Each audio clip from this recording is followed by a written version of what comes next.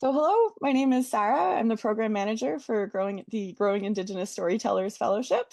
Thank you guys so much for being here. It is the last one that we're doing in this series, and I'm really excited for it. So I want to first off thank our amazing partners in this program, the Indigenous Journalists Association and APTN News. And just to let you guys know, a little bit of housekeeping at the top, we're going to do about 25 to 30 minutes of presentation, about 10 minutes of Q&A, and this meeting is being recorded and will be posted to YouTube, including the Q&A portion. So please keep that in mind with the questions that you're going to ask. You can raise your hand once the Q&A starts, or you can drop your questions in the chat and I can read them out. Or Trevor might read them or might answer them as we go. Ryan here. So Trevor Green is a member of the Cowichan Nation and is working on his PhD at York University, where his research explores the relationship between legacy media and Indigenous communities. His radio work has been featured on CBC Radio. He served as a judge for the National Newspaper Awards, and he sits on the board of J Schools Canada. Trevor also teaches journalism at Toronto Metropolitan University and Carleton University. And with that, I will hand it over to you. Thank you so much, Sarah. That's a warm introduction, and I thank our few participants for coming. It's great to see you. I know it's a busy Friday before a lot of people go off work, so I appreciate your taking the time to chime in. Um, it's interesting. I grew up in British Columbia in northern BC, on the edge of the Rocky Mountains, in the Venerable Forest in the Peace region.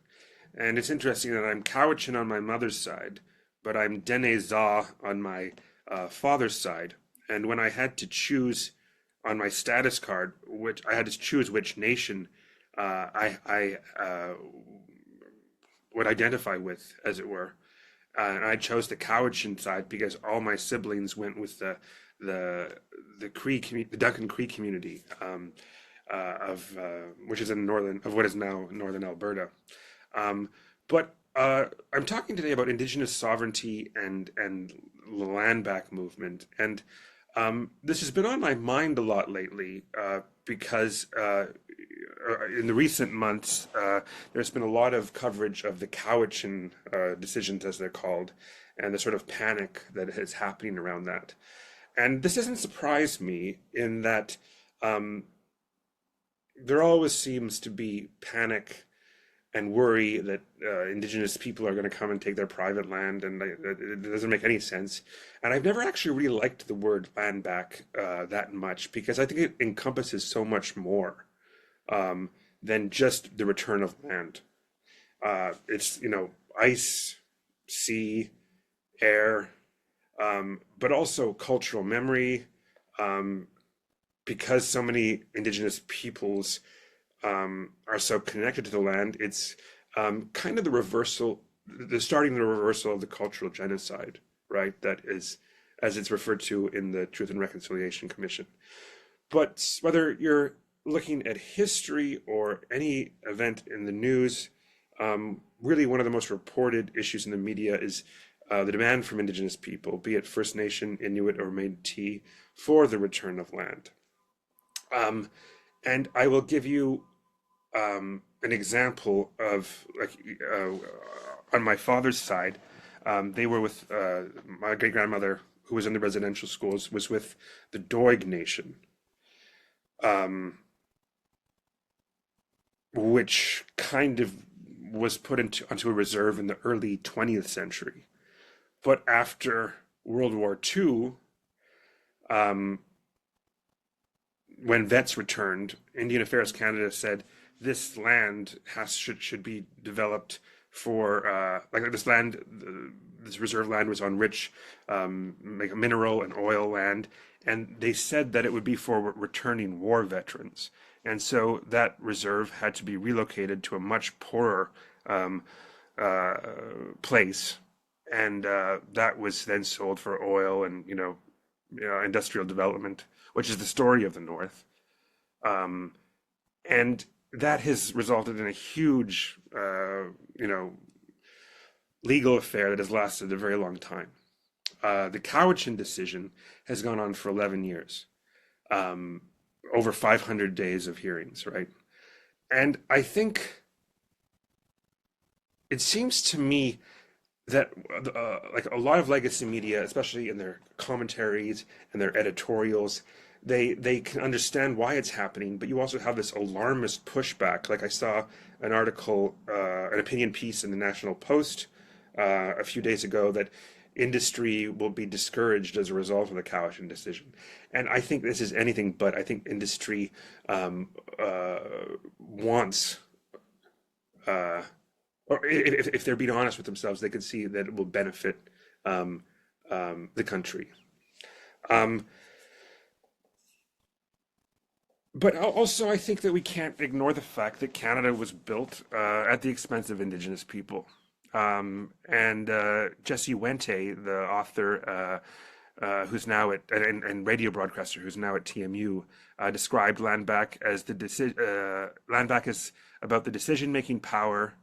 It's about self-determination for our people here that should include some access to the territories and resources in a more equitable fashion, and for us to have control over how that actually looks.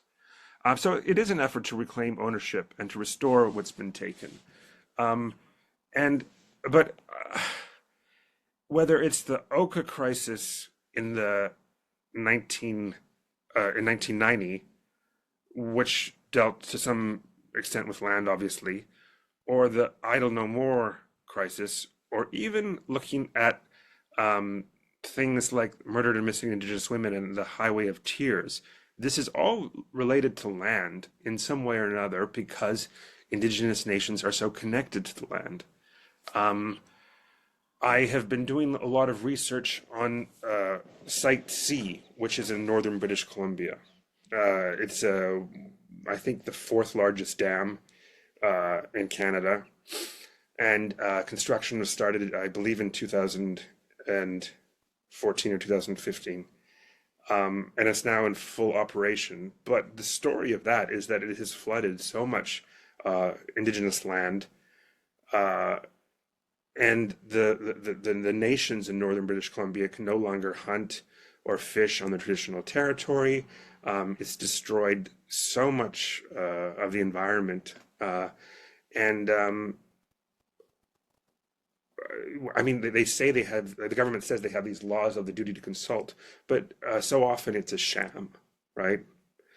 Um, and it's more than just a legal question. I mean, under Section 35 of the Constitution, we have title rights, Aboriginal rights, and treaty rights. Um, but so often it seems to me that in the media, these are often portrayed as policy issues rather than any kind of law that you know is inherently should be followed. It's as if it's something to be discussed at a some committee meeting. And I think um, it's all very well for political leaders to like establish holidays, to rename institutions, uh, for some statues to be torn down. But I think true restitution is about returning what is stolen. And that starts not just with the land, but with resources, with so many things that were taken in the unjust treaty process, and it is right, and which rightfully belong to Indigenous people. And by the way, I can only speak for me as someone with Cowichan and Dene background. So often we treat Indigenous people in the media as these uh, like a monolithic group. Whether you're First Nations, Inuit, or Métis, you will have your own approaches to land. Like, for example, in British Columbia, you won't hear things I mean, the land being referred to as Turtle Island is nearly as much because this is an Anishinaabe and Haudenosaunee creation myths that stem from that, and so I think that is something where I also see as a huge problem in legacy media and even in places like APTN sometimes, which is one of my favorite news outlets, and they do very good work. But too often, I think we treat Indigenous people as this lump. Um, some, and this includes coverage on Indigenous sovereignty and um, the land back movement. But it's interesting that I'm seeing less and less referrals to Indigenous sovereignty, and I think part of that is because the way Canada has referred to sovereignty has changed since the last election of Donald Trump, right? Um, Sovereignty has become a sort of um, a buzzword. Um, and every week I see articles about Arctic sovereignty and digital sovereignty, and there was an interesting uh, opinion piece in the Walrus uh, by where is it? Sorry.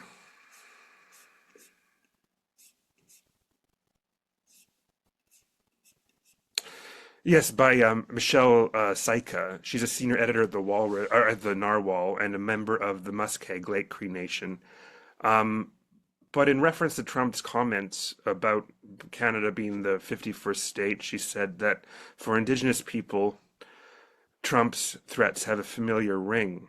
And she said that for generations, Indigenous people have been told that assimilation is in their best interest by a nation with its hungry gaze fixed on their abundant natural resources, a capricious ally who has shown it will break treaties and agreement when convenient, unquote. So I think that there's something to be said for that. And when I uh, started to see how Canadians were understandably getting their knickers in a knot over Trump's comments, I thought, well, how do you think Indigenous people have felt um, for centuries?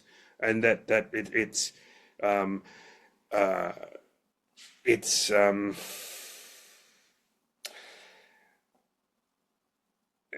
there have been huge economic, legal consequences. I've used the term cultural genocide, um, and really building on this theme of violence. I think that the indigenous sovereignty, um, which is, and we often use the word like self-determination, self-governance, um, and the other word buzzword is decolonizing, right? And we talk about decolonizing the newsroom, decolonizing education. An elder said to my friend, an Indigenous academic, that unless you're giving land back or some kind of resource, it's not decolonization. And I think that that is actually um, like a huge statement, as it were, because so often it's when we think of reconciliation or resurgence, and again, reconciliation is, I fear, becoming a sort of buzzword as well. And so um, my hope is that with the land back movement, and whether they're journalists or policymakers or people in government, will start to explain what that means. It's not just about returning land, but it's giving people back their cultural identity, giving people back their access to language, and um, the sort of cultural memory that is being lost, and even things like digital sovereignty. In the States, they don't, more often they talk about tribal sovereignty, which is something we never hear about in terms of the Canadian. When I say Aboriginal law, not Indigenous law, which is different, but with Aboriginal law, and I hope that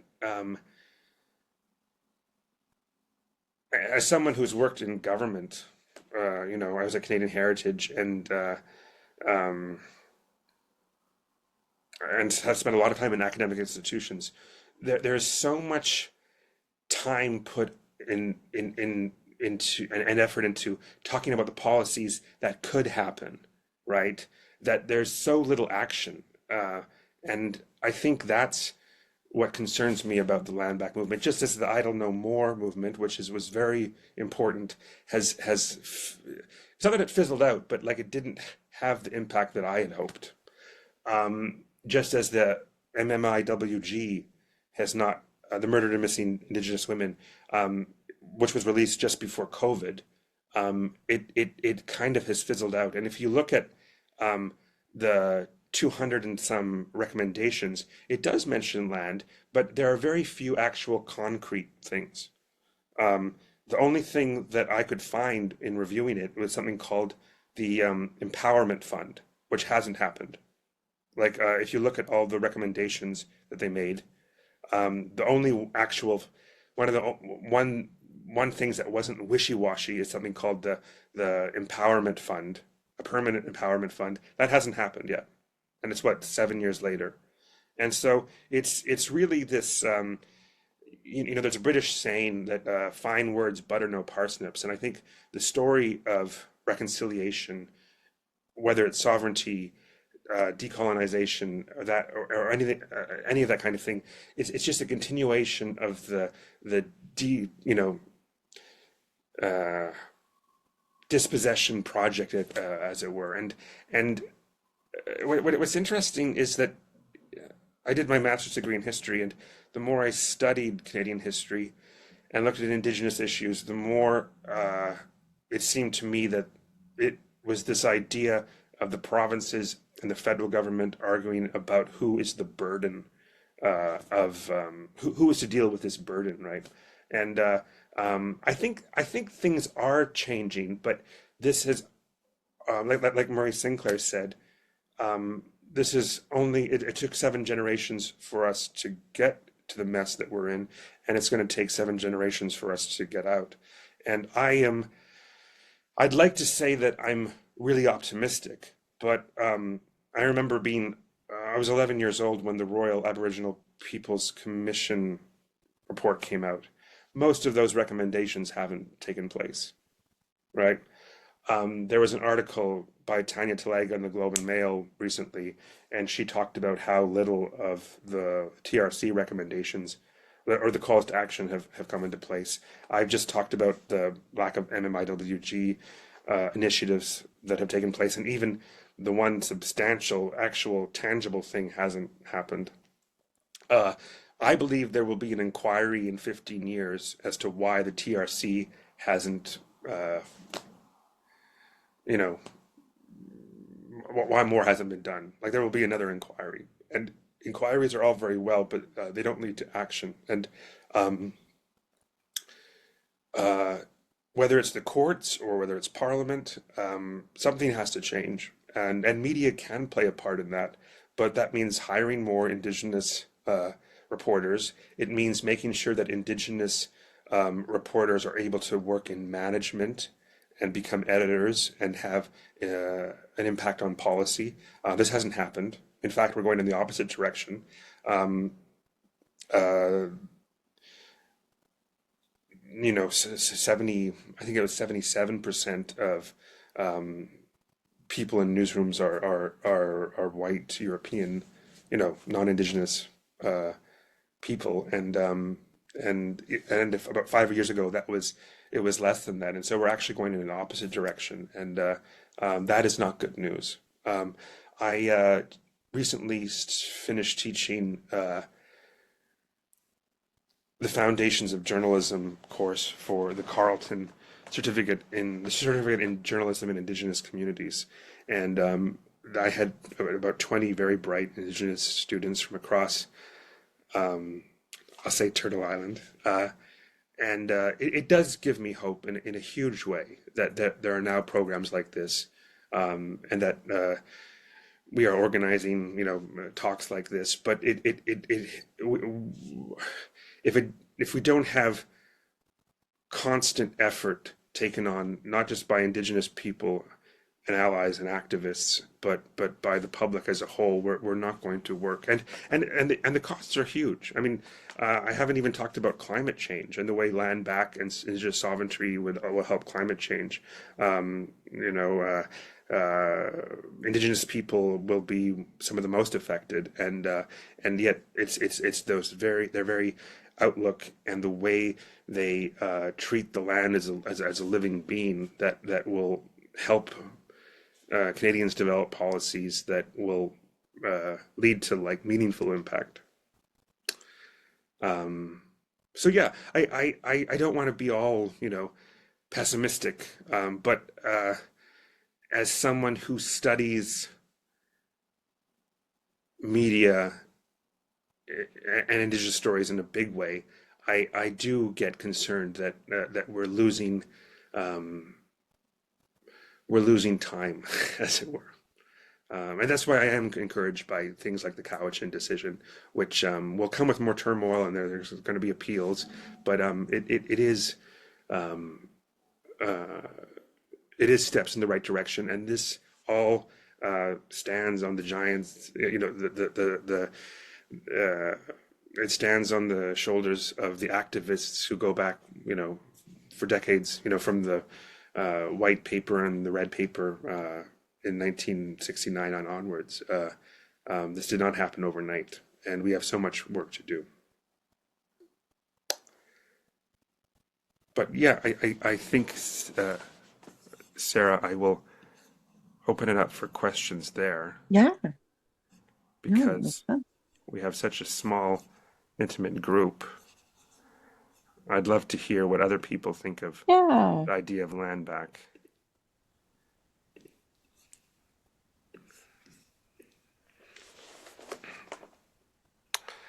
Does anyone have any questions about what? Oh yeah, Ryan. Yeah. Hi. Hey, Trevor. Thank you so much for that. Actually, technically, I live in Toronto as well, so I'll be heading back there in a few months Oh nice. after this fellowship. Are you in Vancouver now? Yeah, I've been in the Vancouver Yeah, I office. thought so. I thought so. Yeah. Currently in Edmonton though. Ah. Are you Uh, anywhere near? Are you near White Ave? oh, I grew up on White Ave. Yeah, I thought so. I thought so. But I'm not there. My parents live further south now, but yeah, that's where I grew up. Um, Chianti's I worked at for over a decade. If you ever went there. Yes, yes. Um, well, yeah, I mean, I had to do some interviews of local property owners in that fucking Cowichan trial Mm, about 2 months ago, and having to bite my tongue of this rich white woman who has this huge, beautiful like ranch, but her condo, one of the investment properties is on that. yeah. And to hear her just literally just start slinging conspiracy theories. She was mega right out of the box. Yes. And but then also like oh I just feel sorry for all those like first time condo buyers. That's our investment. Like if we had to just walk away, we could. And it's like, wow. Yeah, yeah. How do you unpack that just one sentence right there? No, absolutely. And then having to smile and nod and try to get the good sound clip and trying to get a biased, interview that we can use. Um, but it was wild, yeah, to see the uproar, to see the minute, and of course it was stoked. Like that the mayor of Richmond just absolutely did everything to make it the worst possible situation No, because he's such a horrible mayor. Like it was the awe and distract that we see so much of now in politics.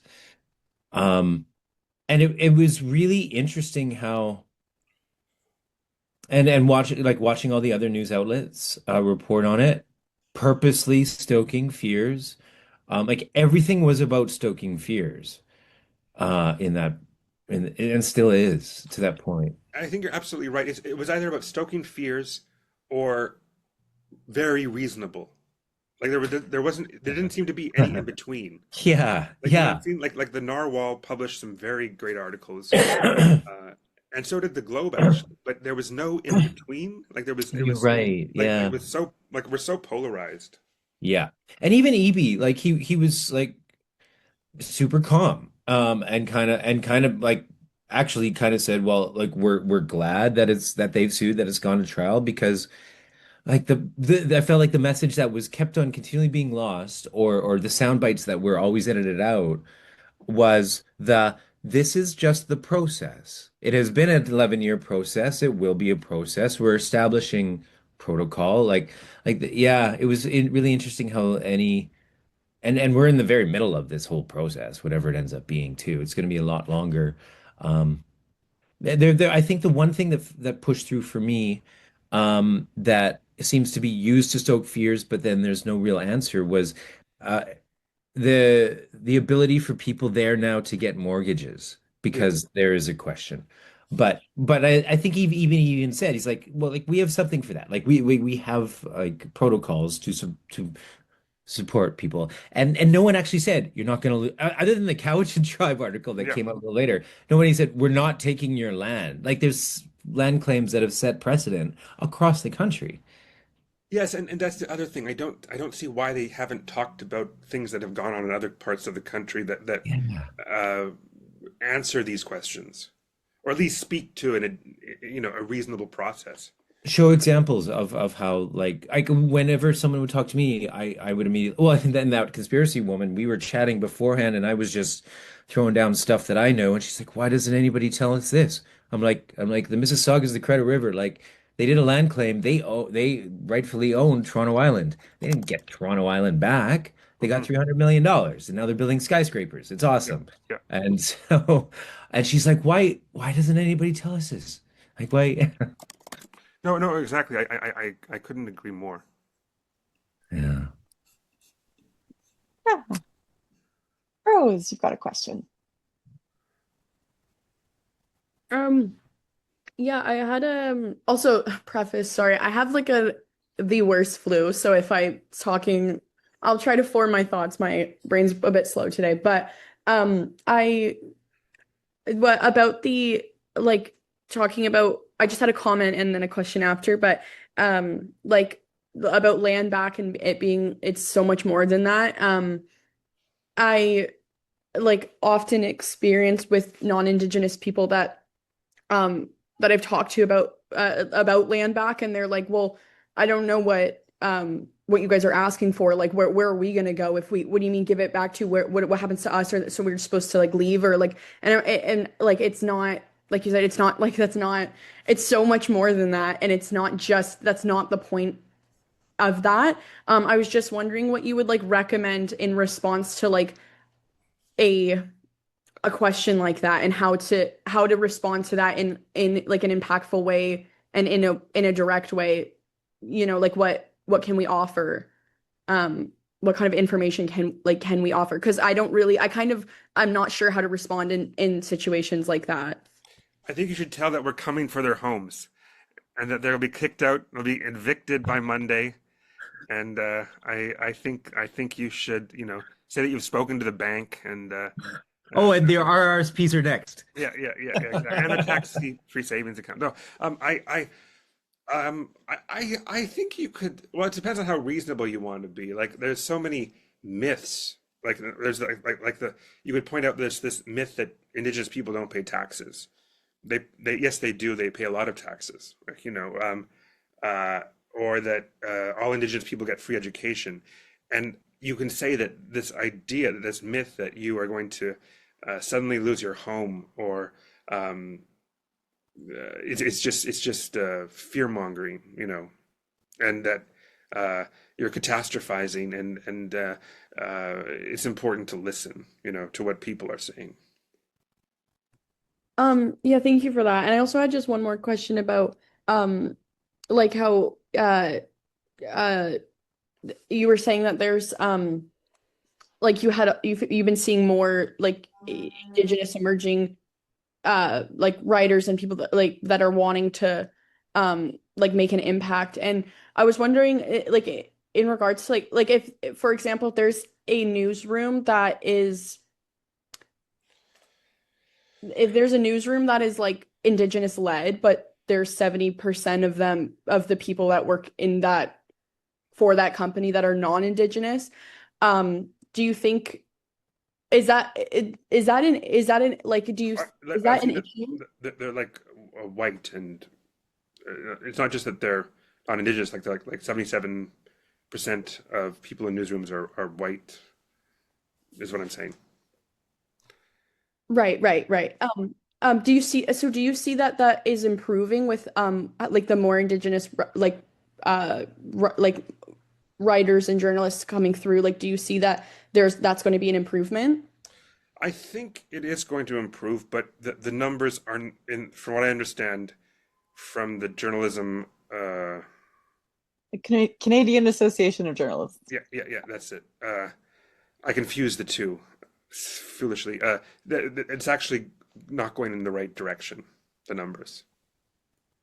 Okay. Uh, but I also think that I know a lot of Indigenous journalists who, well, I mean, a number of them who will go to work at the public broadcaster like CBC, but they just don't feel supported, and that's a problem. And I think part of it is I think there aren't enough CBC Indigenous journalists at the management level, you know. And it's the same. It's the same like at Indian Affairs Canada, like that you have Indigenous people working at the lowest jobs, uh, and non-Indigenous people are the ones that rise in the department, and I think that's a huge problem. Um, and it's the same, but also, yeah, I think, but it's like in academia, Indigenous people. There's been a huge push to get more Indigenous people in academia, and they leave after a few years because they're tokenized. They're expected to take on to do all this stuff and not have the resources. So it's very tricky though, because I also know that journalism as an industry, of course, is facing. I mean, it's a cliche to say this, is facing all sorts of um, financial problems, obviously. Though that is also getting a little bit better, actually. I think with the Google, or at least like I've had the editor of the Toronto Star come and talk to my class, um, Nicole McIntyre and like Justin Ling, and they said that there is starting to see more of a ripple effect from things like the deal that Google did with the Online News Act, and there is actually it is getting a little bit better, you know. Oh yes, Ryan. I've heard some people talk about land back, um, which helps when discussing it with people, muggles, whatever. That to start off by saying it's a metaphor. Like we're obviously not saying give us the whole country back, but it is a metaphor for for what was taken, what was promised, what never showed up. And like you said, these weren't policy. I love that. I love that line that you said. These weren't policy decisions. These were legal contracts. Yeah. And the great thing about the English is they documented everything. So when we go into these land, they know it's going to take 30 years through the courts, but the proof is there. Um, and there's another great quote from a landmark case about 20 years ago in BC. I can't remember. It's the name of a book, beautiful book. It says, and one of the elders came in. They were trying to justify that their village had been there forever in the valley, which had had a mountain fall onto it about hundreds of years ago. And eventually, through this decades-long land claim case, archaeologists found it eventually. Yeah. And one of the elders brought in, his quote was, "If this is your land, where are your stories?" Yes. And it Yes. was such a beautiful quote to connect history and to a place. And I feel like that's a really interesting sort of cerebral concept when you try to put that on top of like the treaties. Yeah. And like that is the story of the land, and that's the first chapter of the settlers coming into this story.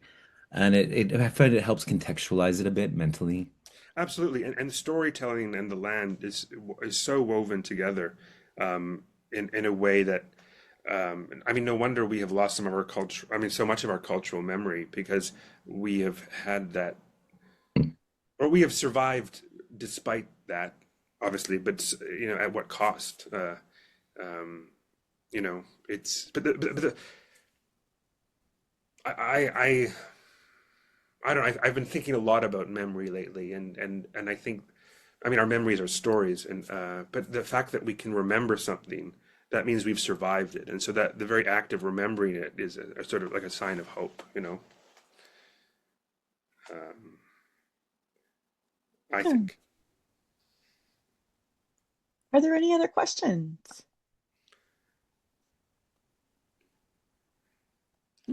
I've got one just because we do have a little bit of time. And if anybody has like my questions are not the important ones here. So if anybody has one, please either drop it in the chat or say it and we can skip to that. But so you said that line that you said about like unless you're handing over resources, it's not Mhm. reconciliation. Would reparations be a reframing that I might be useful? I said decolonization. Oh, sorry. No, Yes, no, no. yeah. Yeah. Uh, Or sorry. So I guess my question is like reparations instead of reconciliation, because I absolutely agree. Like I don't think that word means much. yes, Any, like I, it's I agree with Eve Tuck wrote a wonderful article that's often like it's been cited so many times called "Decolonization is not a metaphor," um, and she said that when we use language like decolonization, it's the settlers' move to innocence, and I put a lot of stock in that, and I would be all right with the um, what was the word you used? reparations. Reparations, though that also might have problematic historical, uh, people might get their Mhm. knickers in a knot over that. But um, you could also call it like the right thing to do. uh, uh, you know, but I mean, I often like I often have said to non-Indigenous people, like think if you could like think of some of the things that like having your children taken away and put in a residential school or like uh in the case of the Inuit, like a plane would come and like take your children, and pick them up on a plane and take them away and you wouldn't see them again. Like, could you imagine that? And I think it's hard for a lot of non-Indigenous people to kind of think about uh things like intergenerational trauma. It's just not in their uh capacity, as it were. And I understand. I mean, it's this is human nature, but I think that it's important to remind them of these things, no matter how painful it is. And I also, oh, sorry, go ahead, Ryan. Sorry. One thing that's been popping up more and more is the denialism. Oh gosh, yeah, it pisses me off. Yeah. Yeah, it's um, and it's a like it's a concerted effort, and these people seem to work in tandem with one another, and they write forwards to one another's books, and publish op-eds, and um, I'll say that they're organized. I will give them that, but it's just um, uh, it's uh, it's very concerning, and um, I almost wish that there was some kind of I don't know what the answer is there. Is it the I don't know what's happening with this hate bill that's been going through the courts for a long time now, but it seems like it's coming to some kind of potential. And does that do you have any context of how denialism of residential schools would fall under that? That's just not. That's kind of outside of my Yeah, area, if that right, makes right. sense. Yeah, no, totally. Uh, I know that, for example, denying the Holocaust in Canada is illegal. Uh, but I I don't know what the Yeah. answer is there about how to handle the denialism, because it's going to happen no matter what. But it's just the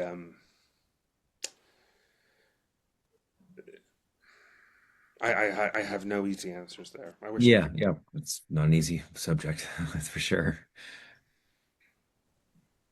Mm. I Yeah. I also think I mean I've talked a lot about what's been happening in British Columbia, and I think the important thing is most of British Columbia isn't under a treaty. Like you have Treaty 8 up north, and but this has meant that the First Nations and Indigenous peoples living in what is now British Columbia have, I think, been able to work together in a way that has made it kind of interesting. because they're not bound by the treaties. I mean, some people love to say we're all treaty people. No, that's not entirely true. There's a lot of the country known as Canada isn't under a treaty, and I'll be interested to see how this unfolds. I mean, there are a lot of interesting legal developments. Um, Like the Daniels decision, like we don't really know what it means, and it's going to take a long time for us to um, uh, suss that out. um, could could you speak a little bit about the Wet'suwet'en camps trying to stop the well now new pipeline, and how that intersects with land back coverage? Yes, I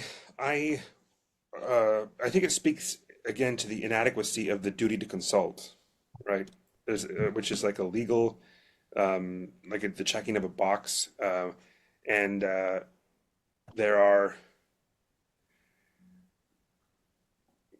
It's sort of a sham, I think. There's a great book called Indigenous Rights in 50 Minutes. Or no, no, Indigenous Rights in 1 minute or less.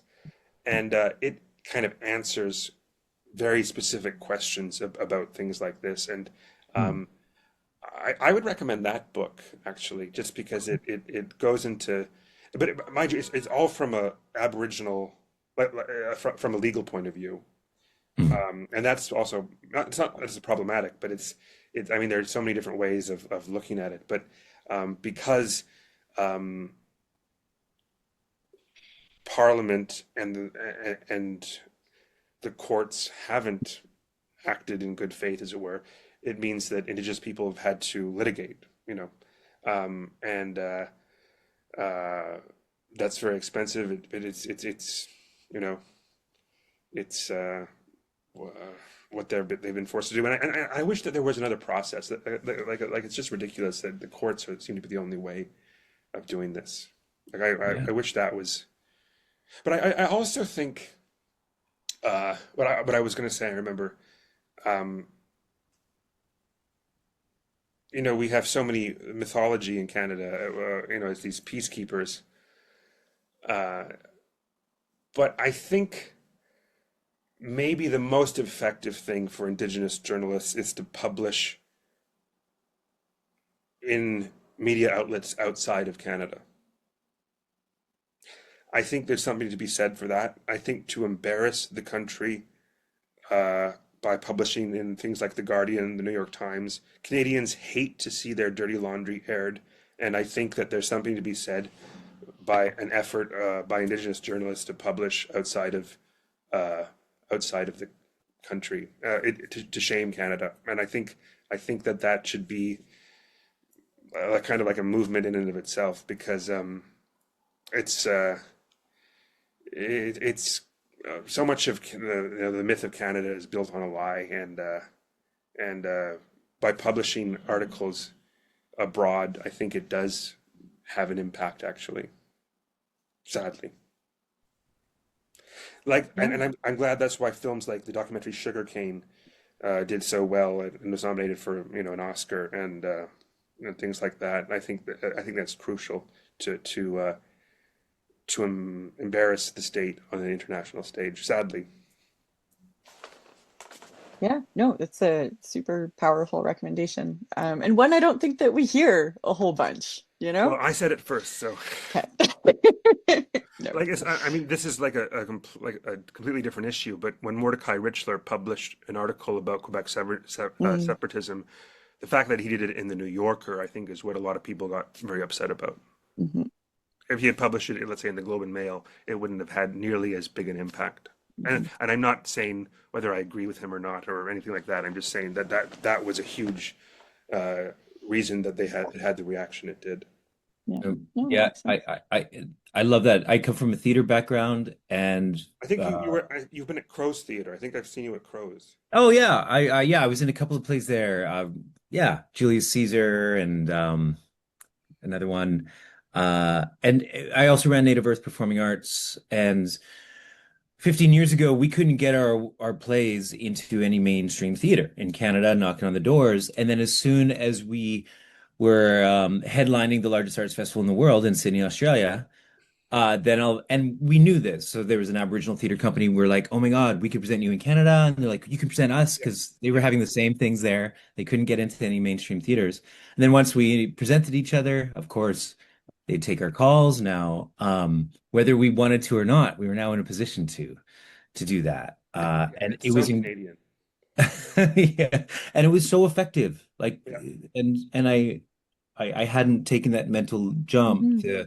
to see the similarities in journalism as well. It's it's so like powerful. it's like when Connie Walker won the Pulitzer Prize for her Yeah. podcast, in the States. Yeah. Um, Yeah. it was huge. Yeah. Okay. We're gonna call it there, everyone. Thank you so so much for being here. I would usually tell you to stay tuned for the next one, but this is the last one in the series.